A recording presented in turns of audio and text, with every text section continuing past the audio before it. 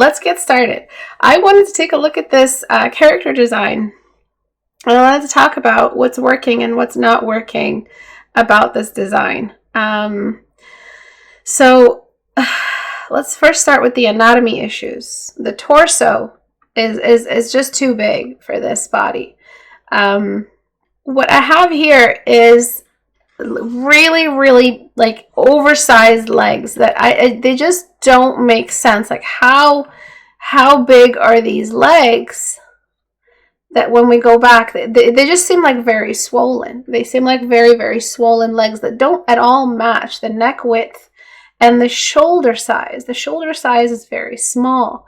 And usually if you look at a person, shoulder size and ankle width tend to be kind of, they're not similar in size, but shoulders are definitely slightly bigger than ankle width. By bigger, I just mean general artist's perspective kind of mass that we notice in difference between things. And what I see here, and the ankle, the ankles are usually just, that's what I look at when I'm drawing. I look at the shoulder and the ankles. And again, it just does not match. These ankles are almost bigger or as wide as the shoulders, which is not matching. And there honestly aren't any ankles. It just goes from the width of the calves all the way down to the ankles. And that is just, it's not working at all, because that you're skipping a whole series of bones that are placed there for a reason. And the thinness of the ankles is because there's no fat stored in the ankles, and when there is fat stored in the ankles, that's water or some kind of diabetic side effect, and it just does not feel right. I can't tell if it's a male or female, but it is a female in that you place breasts, but the breasts look more like pectorals. This arm seems to have lost all mass, while this arm seems to have retained its mass. The expression and the face are good. The design is cool. The design is very cool. So what I'm going to try to do is just get through all of these and just like kind of just take them out one by one.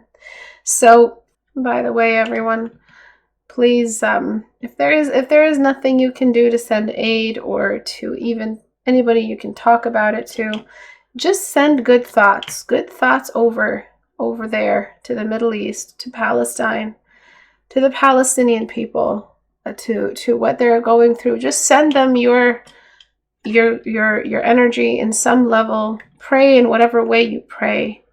These are really some dark times. Very dark times that we live in this day and age. Refugee camps are getting bombed from the sky in the middle of the night, and to see that on television, it's unreal. It really is very unreal. So please, whatever you have, I'm not asking for anything other than your prayers, really. That's all I want. Just positive thoughts sent in that direction for those poor people. So I'm going to start working on the torso by removing the arm first. I'm going to go ahead and get rid of that. And I'm probably going to get rid of this as well. I'm going to just try to section this off piece by piece until it kind of starts to make sense to me. So what I want to do is keep the exact design you have. I just want to get rid of the anatomical mistakes. And then after I do the anatomical mistakes, I'm going to give this character a gesture. Alright, so I'm going to give her more of a feminine figure, meaning thinner at the waist, bigger at everything else.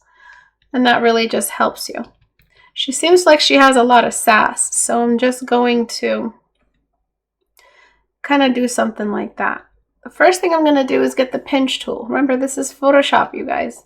I know some of you see a cropped version of my screen. This is all Photoshop. And I'm just pinching at her ankles and trying to create a more believable transition between the muscle of the calves into the bone of the ankles. All right. And I'm going to give that little heel and sole indentation for the feet. I'm going to keep the length of the feet though.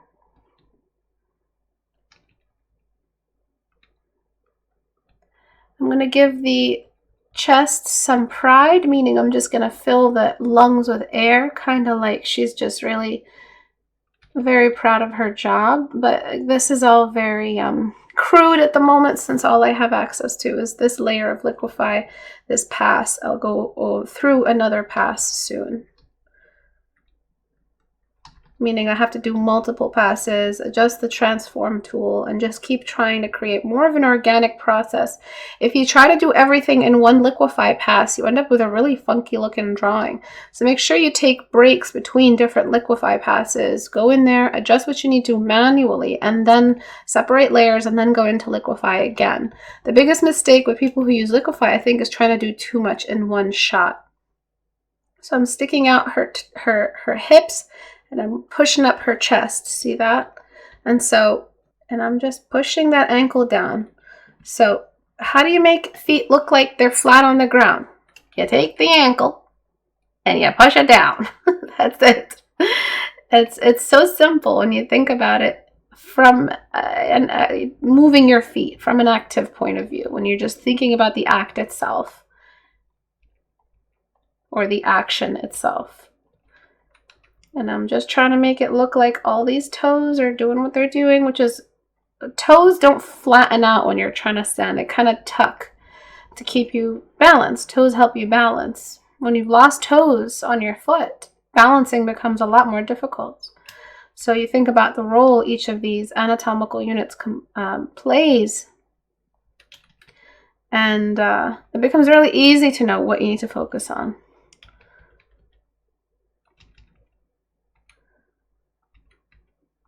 Okay, so I'm tucking in the toe, bringing out the toe here, pushing out the ankle, and I'm just trying to keep the sizes the same now that I have the general shape I like. I'm going to reposition all of this. Okay. I'm just throwing around some wind maybe in the skirt a little bit. All right, so take a look at the before. Oh, I can't zoom in anymore. Before, after, before, after. It's a lot of work is being done on just these legs.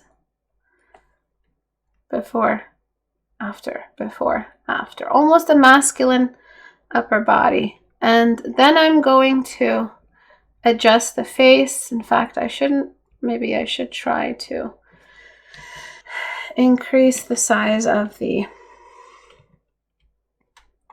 image first. So image size, let's go for 3000.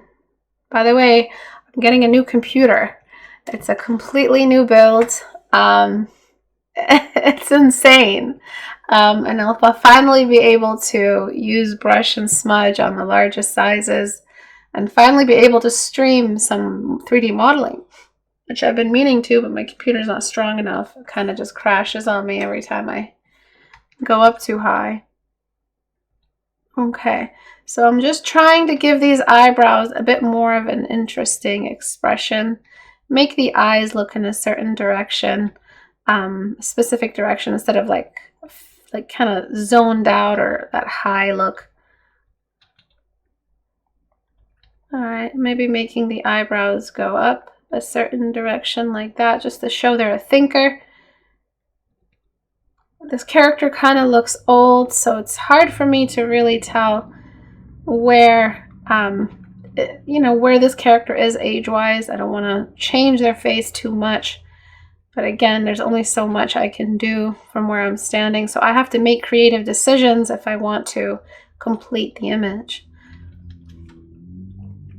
All right, this arm is pretty well done. It's pretty good, but I would say you need to look up references. I'm not sure if you freestyled this. I'm not sure if you looked up reference and this is how it turned out anyway. But you're an artist and you have an eye for detail. Look at the belt. Look at the expression you did. Those are all signs that you have an eye for detail. So you're telling me you don't have the eyes that created all that detail to look at a reference and read what you're seeing in a reference? No way. All right, and then the neckline here is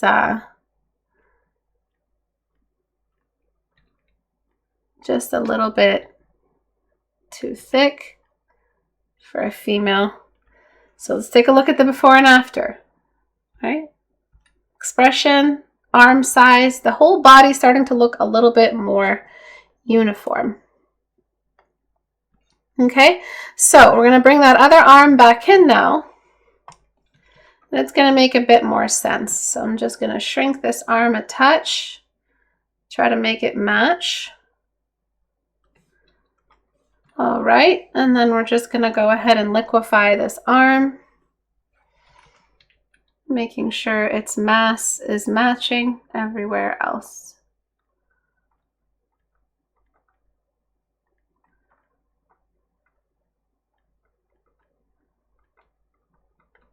Okay, maybe that elbow is a bit too low as well. Don't force an elbow bend. If there is no elbow bend, don't show it. To show it an elbow bend is to make your character feel really, really stiff. An elbow bend is only needed where there is one. So don't force it. So now I'm just going to repair what's happening here. And I'm just trying to really quickly put together the rest of the pieces that I cut up. And before I do, I want to give her a bit more of a gesture, let's say. Her head kind of seems a little bit off. The shape of her head feels a little bit off. I'm trying to do as much as I can with the time I have. My cat is doing all kinds of crazy stuff back there. I don't know what she's up to.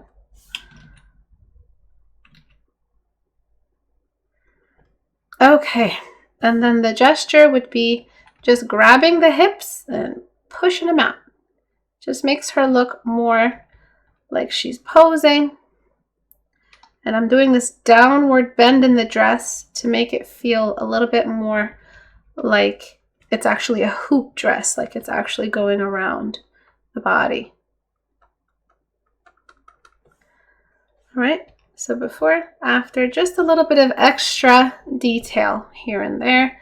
Throw that arm back in. I think the gesture looks a lot more natural. Now she looks like she's a hero character, but she also, and she looks very elegant, but she also looks like she doesn't take crap from anybody. Alrighty. So now it's about staging the background. How do we stage this so it makes sense to its surrounding, to the background? So I'm just cleaning this up. Oops. Where is that thing? Okay. So I'm merging down now, I guess. No. I have to do this.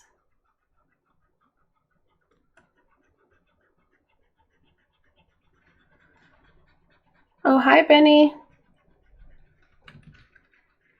Okay. So now we're going to talk about the environment. Almost always, you guys are over brightening your character. So what I'm going to do is just darken the character just a little bit. And there's many things you can do. You can darken the character. They're still wearing white. And you can brighten the background. Just a little bit. And using shadows back and forth to build a more believable environment. So what I'm going to do is just get burn tool on midtones and try to build the light as if it's coming from above. Or highlights as well. And I'm just throwing down some pretty general values to keep that dress looking white. Meaning I'm not trying to overdo it. I want it to stay white. And then in a new layer, this isn't a new layer, I basically delete to reveal the white underneath. making sure I'm focusing on where the light is coming from. And in a character design splash, the light should always kind of come from above or above on an angle. Those are good directions for a character design. So I'm going to do a little bit of both. I'm going to do above and from an angle. Never darken the sides too much. You want to use them for bounce light, but if you really have to, I guess it's okay. You're just, you could use that bounce light to your advantage, but instead you darken the edges. So instead, just doing something like this is a lot more advantageous for you.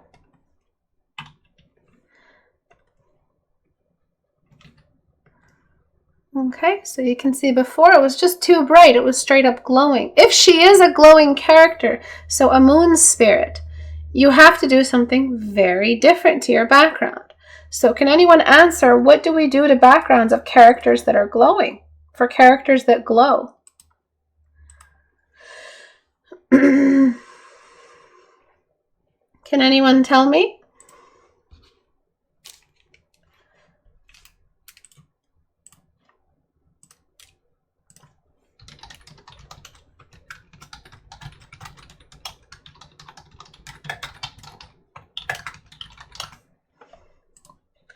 Dark background, darken it. Excellent, excellent, Venus. So because you said moon spirit, incarnated to spread moon magic and cosmic elevation, I want to respect the original value you picked. This means that drastic things have to happen. Let me get rid of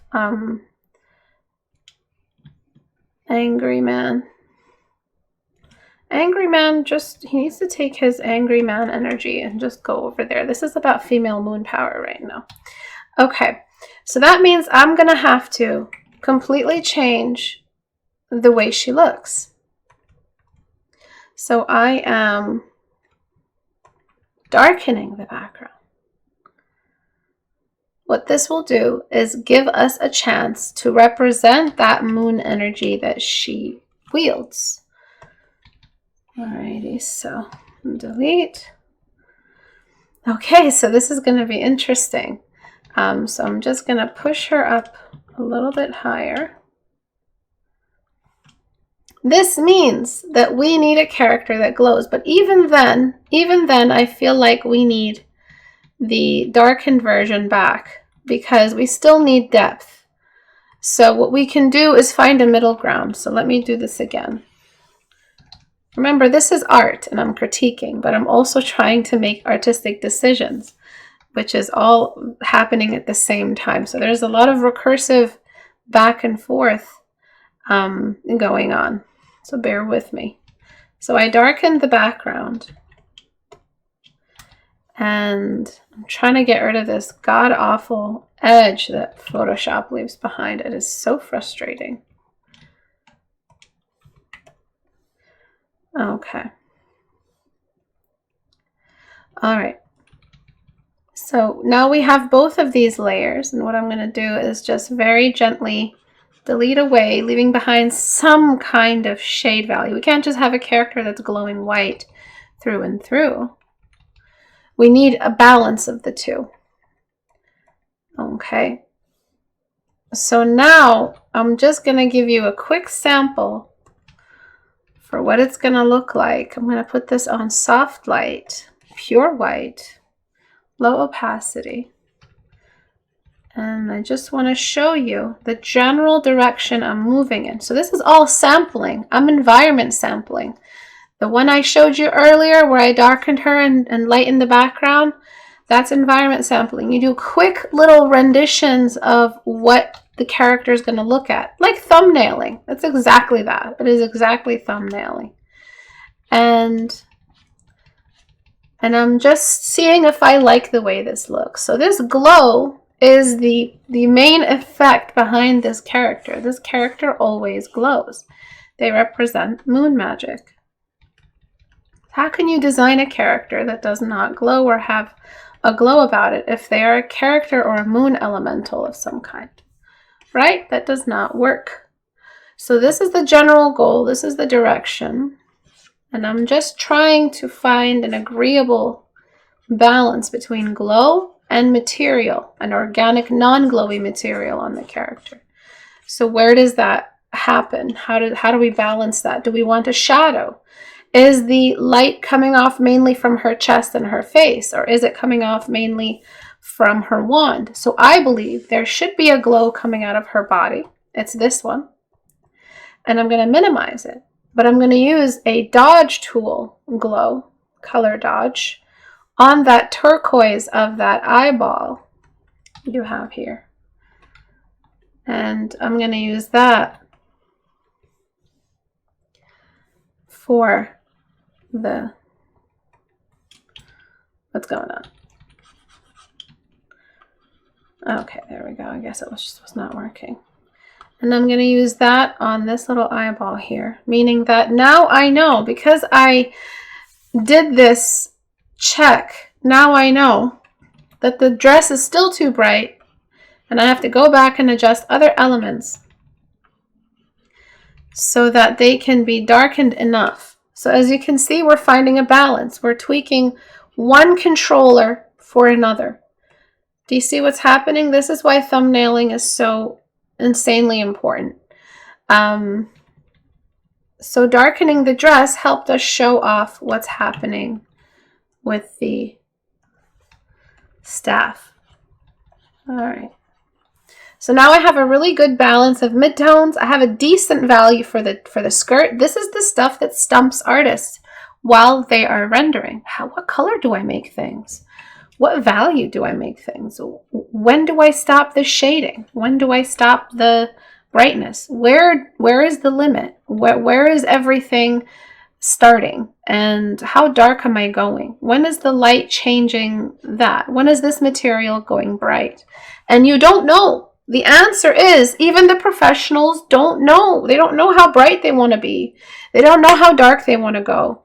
They don't know how colorful they want the image to be. Do you understand what I'm saying? Put your hand up if you've ever had these questions. How do these artists know what the final look of the image will be? They don't. They don't know. They just keep pulling and pushing and tugging. Do you see my process here? It's very trial and error.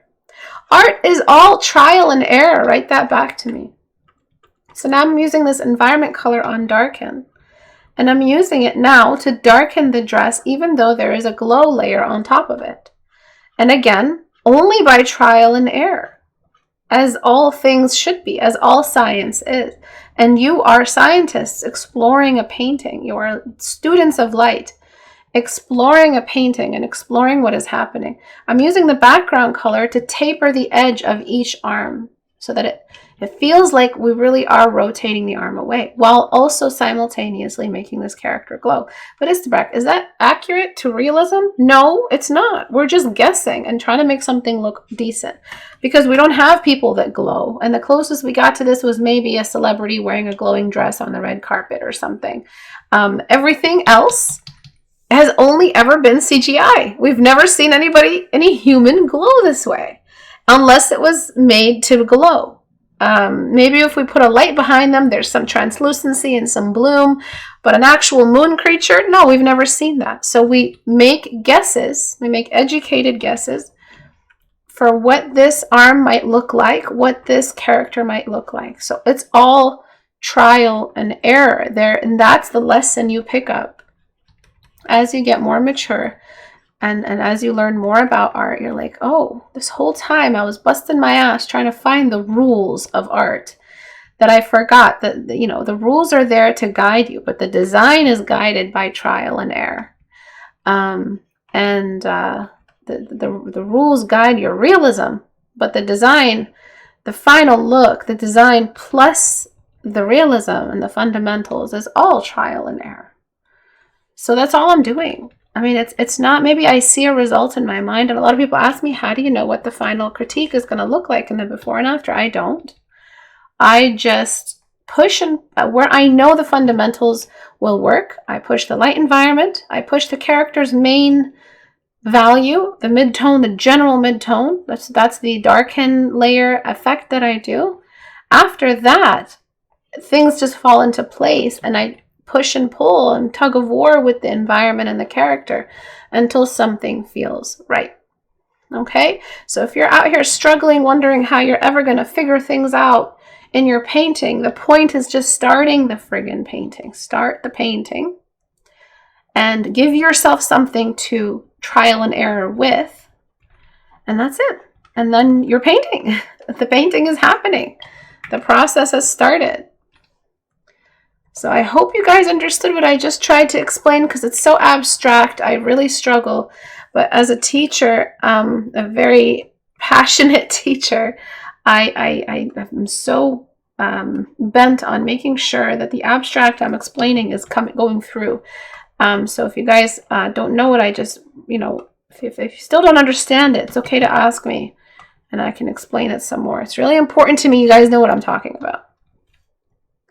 And so I'm just bringing in some random secondary light along the edge of the arm, just so that, to create a terminator, just so that we have something relieving that shadow on the far side. Just like so. Do you see that? And the same thing for this staff. This is the fundamental guiding me, but the trial and error is why I keep Control-Zing and going back and adjusting and trying a different brush stroke. It's recursive, meaning for every 2 brush strokes you go forward, you go back 1. For every 4, you go back 2. This is painting. Painting is just like that, back and forth until you make some progress. And these are the points of progress you're making in the graph as you continue. Art is not like this. This is math. This is science. This is physics. Art is recursive. It revisits the path it already traveled and then makes a movement forward. It's a building process. Sculpting, designing, whatever it is you're doing, art is back and forth. Okay. So I'm just cleaning up the messes here. I'm wiping all of this down. And the lasso is very messy. Okay, and I'm doing the same thing with that bounce light coming out of whatever, who cares? It's just there to play its role for the volume. We need volume on this character. This character is losing points in a big way. Why? Because they glow. We are losing values. This character is glowing. We are losing midtones. We're losing core shadow because this character is going to glow. So we are faking this material level, this corporeal manifestation of the moon spirit. This, we have to sacrifice some of the magic so that we can see the character on the screen. Basically, that's it. And that's what I'm doing here, is I'm finding this balance between the corporeal, I don't know how to say that word, character, the spirit, and their magic and what represents them and what they do. And the breasts here seem just a little bit, again, bad built butch body. Just I'm sorry. I just want to make sure it looks a little bit on the feminine side. Since when I think moon spirit, I think a very druid type of silhouette. All right, so I'm just, I want to keep her small breasted just because it makes sense to her character's general design. She seems very athletic, very lightweight, kind of skipping on leaves, and do you know what I mean? Kind of like athletic, but I also want to make sure it doesn't read as non-feminine in some kind of way. And I'm saying that term very generally, but her shoulders are still very athletic and everything else, but it's that sharp edge you have there that makes them look like pectorals. And so I'm not sure what this is. It kind of looks like a cue ball, right? So I'm just going to lock this layer, and I'm just going to make up a design, really. I don't want it to look off in any way, so I'm just going to, because again, I don't know if this was my lasso job or if this was the original design. So I'm just going to give it a nice perfect circle. When you can, just do a perfect circle. Why do you got to freestyle everything? You're allowed. You are allowed. That's the theme of every critique. It seems like you're allowed. You're allowed. And I'm just going to give her almost like a crystal look to the ball she's holding, and maybe throw on some kind of glass effect, and then give the whole thing a general glow.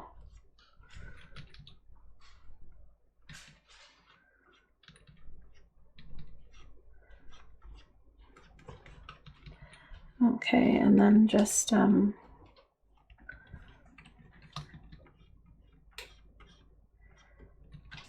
kind of creating whatever nearby environmental elements are adjusting this or looking differently. Okay, so I'm going to go ahead and merge that down.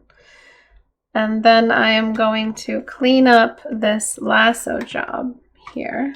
You kept your lines, which is not good. Oh man.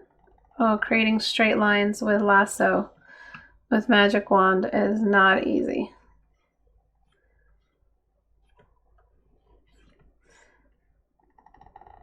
Okay, there we go.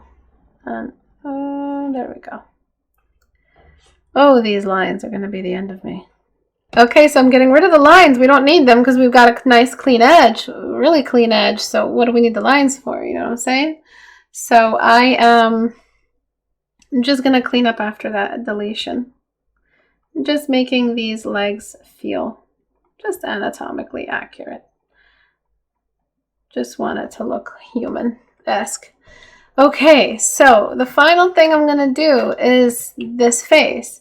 So I'm just going to really quickly go over some things. You don't need that line on either side of the nose.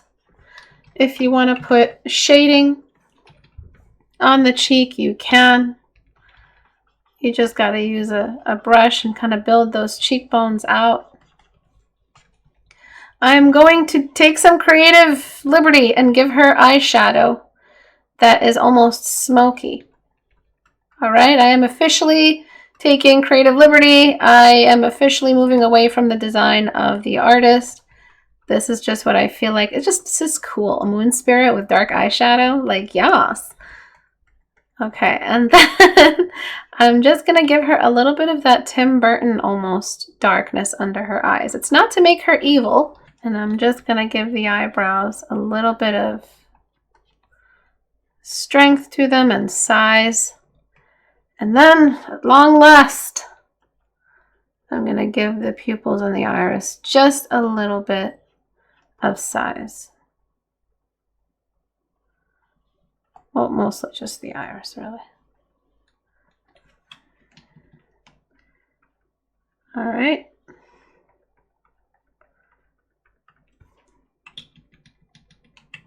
So,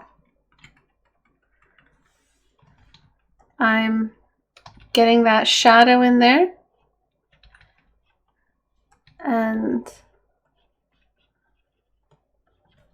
merging that down. And it's really simple. If the face is not reading and nothing feels right, all you gotta do is 6 dark spots.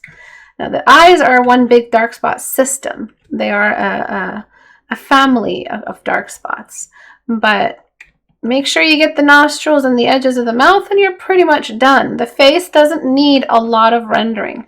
Don't over render the face. We don't want it to look off. We want to just do enough. And I'm going to add that age back to the character. So the dark spot of the 2 lips. So I'm going to give her some age and maybe give her more of a hooded eye. And I'm just adding that shadow I spoke about earlier ever so slightly. And I brought that age back in, but like more deliberately this time. And darkening the eyes just a touch more. I don't want them to look too bright. Okay, and then from a distance, now that I have the shadow color, I can add it in to the face. at the top, to the side of the face that isn't getting any of the light, and then, oops, and then select, inverse, delete.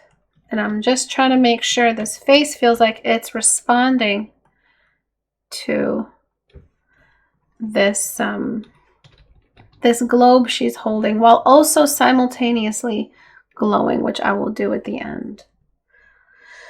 So those are some really, really mild shadows added in, only because I zoomed out. Zooming out makes it so that adding the shadows is so much easier, because if you're this close and you're trying to add shadows and you're just struggling, you don't want to do that. You want to zoom out and throw in some of the guiding values, even if they're messy. Zoom in and clean them up. I'm zoomed out and I'm adding the light where I feel like it makes sense. See how zoomed out I am? When I zoom in, these are going to be messy lines, but they're there in a really good spot. So then I can zoom in and just clean them up. See that? So zooming out, you assign value. Zooming in, you clean brush strokes. Okay, so now her face is responding to this orb. And I'm just going to disable that for a second. And then we've got the main glow on which everything is filtered, under which everything is filtered. And so now all I've got left to do is just push and pull at this value again. Again, this is a tug of war. So I can, go all the way here. It'll make sense. It just looks like it's too much. I can darken a little bit more, so you have a really balanced layout now. Obviously, we don't want to go that crazy. So we can mess around now in this tug of war of rendering. There is no linear path. There is no one good decision after another after another. No, it's many backwards decisions until you reach a final result. Don't be too hard on yourself if you can't decide what you want on the spot. Give yourselves the options. Try it dark, try it light, try it blended, try it sharp, try it saturated, try it desaturated, try it round, try it sharp, try it in different ways until you like how it looks. You guys have forgotten the art process. And I think that's why a lot of you struggle during the art process, because it's like, man, I'm seeing all these time lapses, man.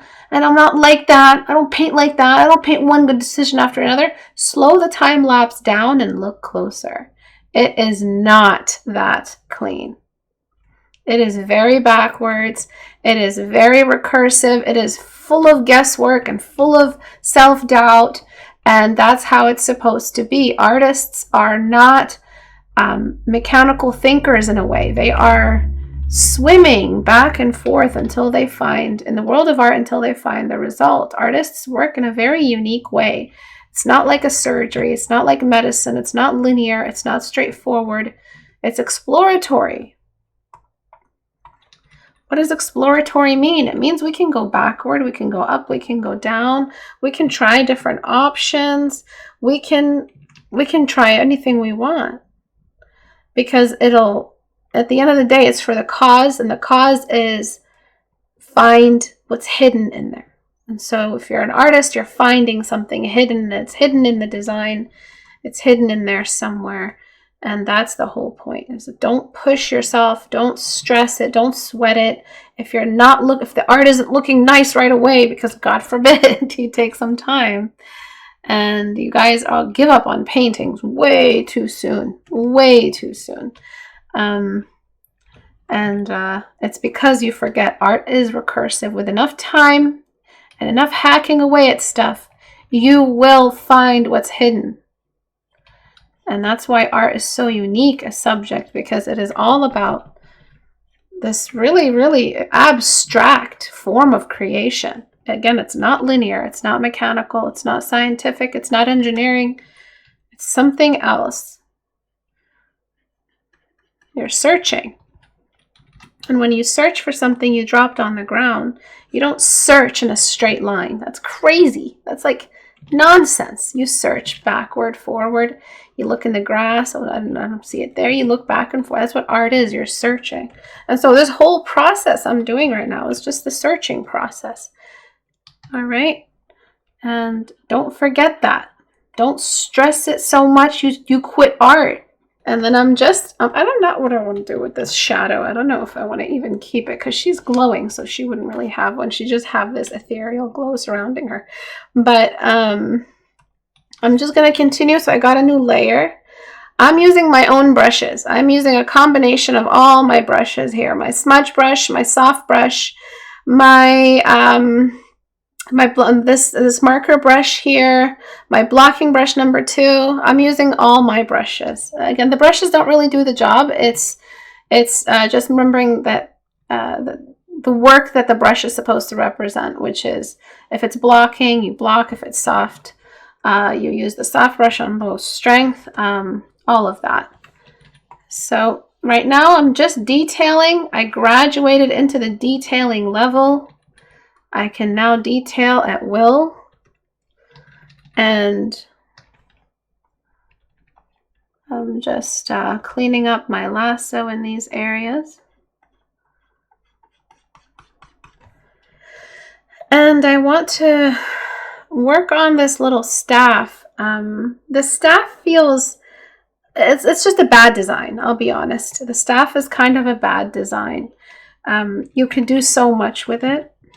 So what I'm going to do is it's a bad design because it just looks like a spatula or a spoon. And it seems like you didn't really put a lot of thought into balancing out the fashion of the design. Do you know what I mean? You're probably not fashion minded. Maybe it's not something you're into.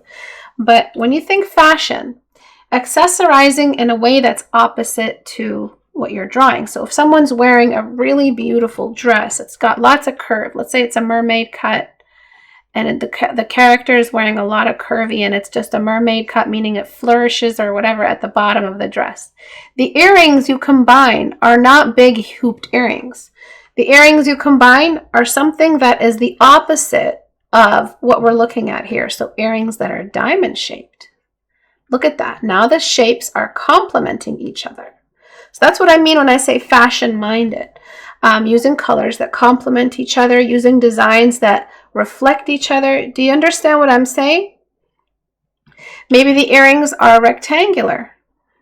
It might be a little, I think diamond is perfect, but do you see what I'm saying now? Or earrings that are string-like. Hair, you could, add that beautiful hair, or hair that is completely slicked back.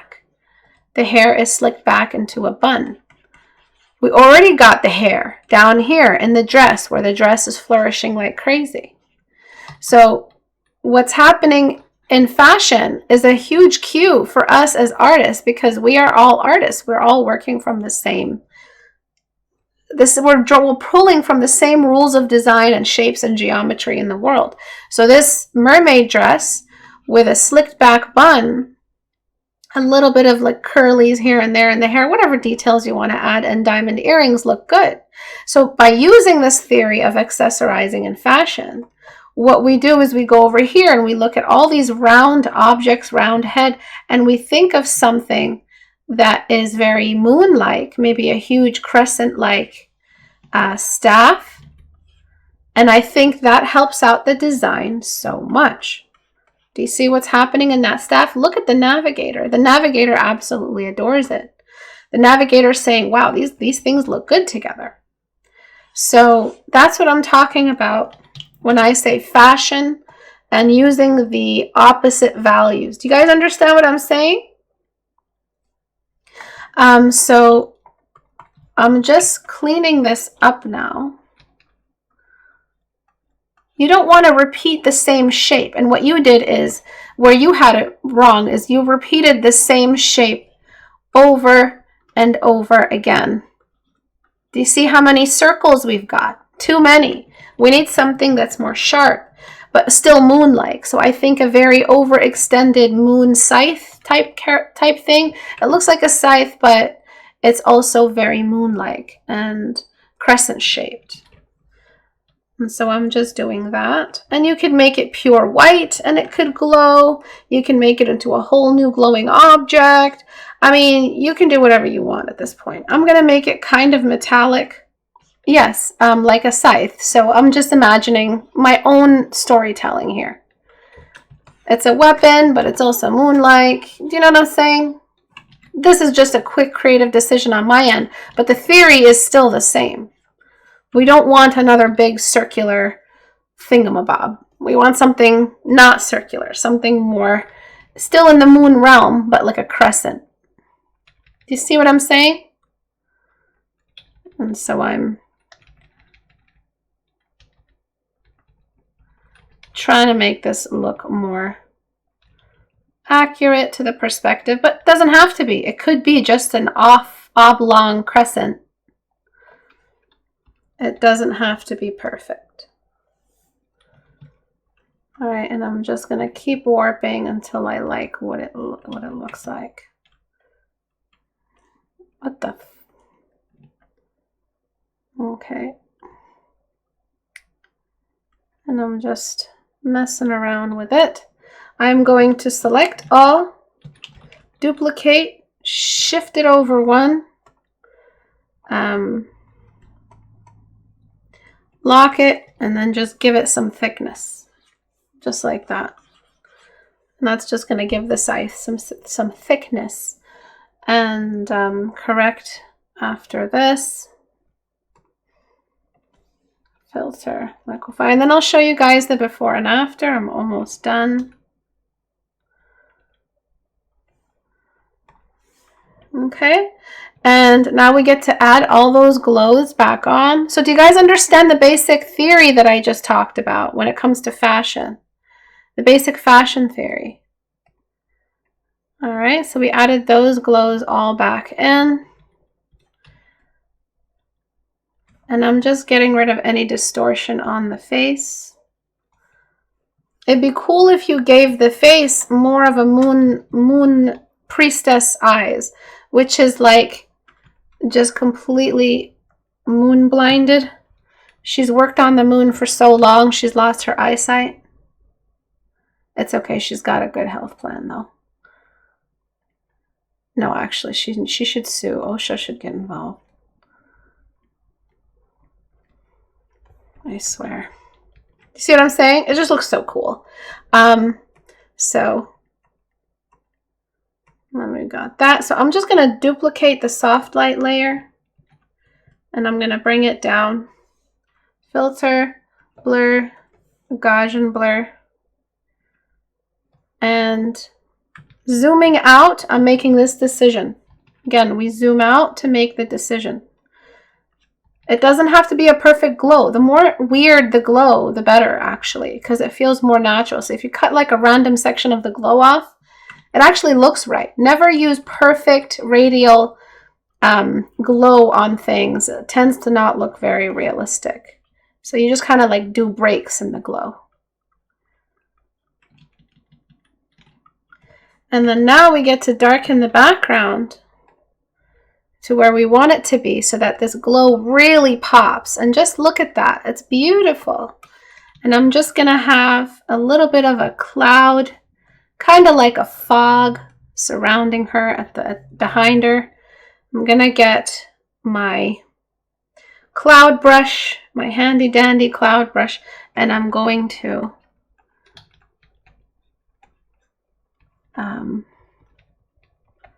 and just create a bit of a fog surrounding her. Another thing you could do to kind of break apart the design is just something with the dress, just to give it something. It just feels like the dress is just a little bit boring. And I'm just going to turn off the glows so I can paint under them. This chin here needs a little bit of shading. You don't have to make her glow, by the way, but no, the glow is great. Okay. So just make her glow. And that's it. That's a whole lot of That's a whole lot of changes. And I'll show you the before and after. So do you guys understand the major changes I made today? Can anyone explain it for those who have just popped into the class and maybe out of context? Can anyone explain the changes I made and why?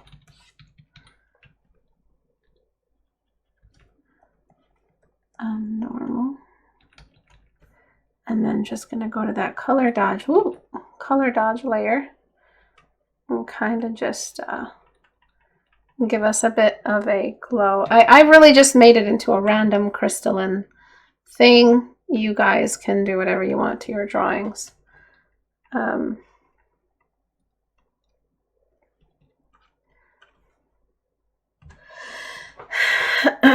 Made the weapon into a scythe to contrast the round feeling, added the glow, darkened the background for storytelling, also the anatomy. Beautifully said, beautifully put. Let's take a look at the before and after. Before, after, before, after. And again, if you want to darken it even more, you can. It's just only revealing, you know, where you really, really want to see the character come through. It makes things more atmospheric. In fact, I'll delete with my cloud brush just to prove the point. Do you see how much more atmospheric everything looks? Just deleting ever so gently. Where you're just letting that smoke come in and change the way the image looks. You do more with less when it comes to characters that are glowing, because it really is going to feel like we're looking at the moon. And that's what the viewer should feel like. They should feel like, how do you feel, you know, when you're standing outside and looking at a beautiful full moon? It feels a little bit something like this. Okay, so before, after, before, after. Do you see the issues with the body and the body type? I don't know, again, if it's male or female. It's so hard to tell. But I hope this explained a lot to you guys. Can you please zoom in? I made the weapon into a scythe. Also the anatomy. Please reduce brightness of dress. Reduce brightness of dress. If you guys want your work critiqued, all you have to do is go to istebrak.com and click on the subreddit icon right here. That'll take you to my subreddit. That's where I found today's art. All I did was I just hopped on the subreddit. There it is. That's it. You just put your art on the subreddit and it ends up on my Photoshop. And the rest is history. If you guys are enjoying these critiques of character designs, upload some character designs and I'll have a look at it. I'm having a lot of fun talking about character design because I love showing people that it's all about the background when it comes to character design and the direction of the light. It's less about detail, even though a lot of people think, hey, yo, it's my character design. I can throw in as much detail as I want. It's detail time. It's actually not always about that. Sometimes it's about creating a really cool environment so your character flourishes, and then from there moving into the detail from the lighting, which is the basic fundamental path to take. My masterclass is on sale at 50% off. So if you guys go to my website and click right here, you can get it at 50% off. I go into everything. There is not a corner in my mind that was not shared when it comes to the knowledge in that masterclass. I showed every nook and cranny of portraiture. What brushes to use. You get the brushes I use. What brush strokes to put where, in what lists, in what order. I have a written version of the masterclass to read alongside the video. I have templates for you. I teach you how to go from grayscale to color. Grayscale and color are separate from each other, so you're getting a really solid education. I don't teach you the colors all at the same time. I talk about form. I talk about which shapes go where, the geometric anatomy. There is nothing that I don't discuss in that masterclass, and it's on sale from its usual price and 50% off from its usual price. And I really appreciate everyone who goes to my store, who checks out my stuff. I really appreciate it. And free Palestine, everybody. I'll see you guys next class at 5 p.m. Eastern this Thursday. Bye, guys.